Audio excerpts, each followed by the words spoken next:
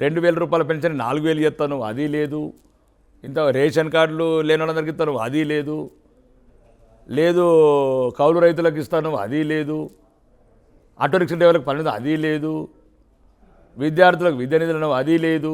విద్యార్థులకు ఉద్యోగాలను, అది లేదు. కానీ వాళ్ళు గవర్నమెంట్ వచ్చి 8 నెలలు అయింది. 8 నెలల్లోనే మొత్తం అన్ని అమలు కావాలని చెప్పి మీరు కోరుకుంటున్నారు సార్. ఫస్ట్ మీరు వాళ్ళకి ఇంకొక 4.5 సంవత్సరాలు టైం. ఇప్పుడు మీకు గూడు నీడ లేదు, ఫస్ట్ మీకు ఇల్లు లేదు, రేషన్ కార్డు లేదు, పెన్షన్ లేదు.